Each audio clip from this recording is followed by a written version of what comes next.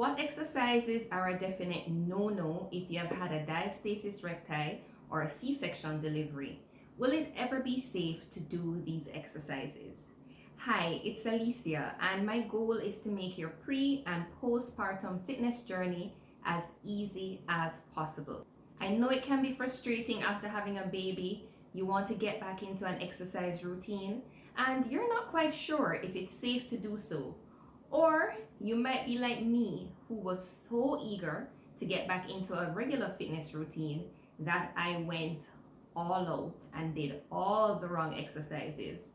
That was a huge mistake because I had a diastasis recti, which is a separation of your rectus abdominis muscles, or what we commonly know as the six-pack muscles, down the linea alba.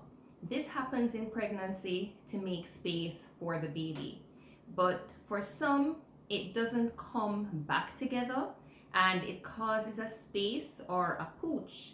For more details on the condition, see the video linked above. With a diastasis recti, the aim is to close the gap, but there are certain exercises you must avoid because these can make your separation worse. One of the main things to remember is any move that causes intra-abdominal pressure, caving in, coning, or doming should be avoided. So I'm going to show you 5 exercises that created that effect for me and caused my separation to widen.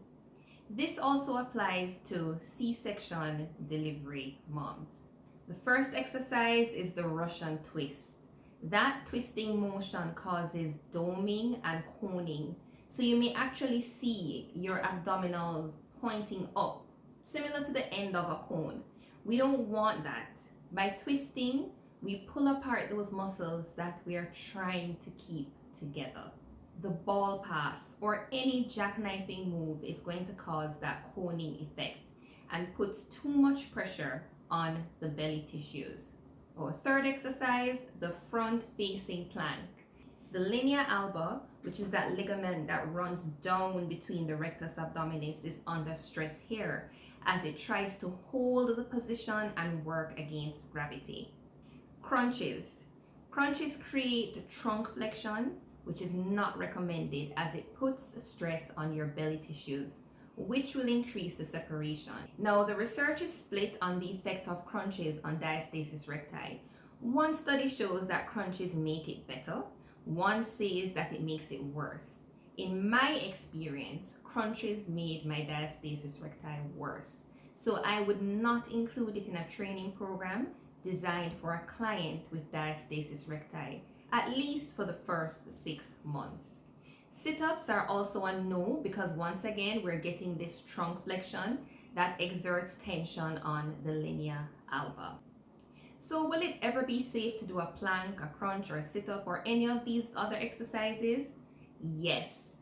Whenever you feel confident that you can properly engage your core, turning on those deep abdominal transverse abdominis muscles, and that core connection has been restored and established, certainly you can go ahead and do these exercises. So you wouldn't want to feel any coning or doming effect when you're doing these exercises. If you're feeling that, that's an indication that you are not quite ready for those exercises. There's no overarching list of don'ts relating to diastasis recti because the research is split. But usually it's the intra-abdominal pressure that causes the recti muscles to have a bigger gap.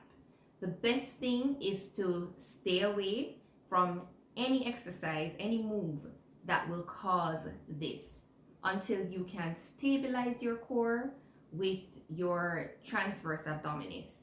Then you can eventually gradually start including these exercises in your routine.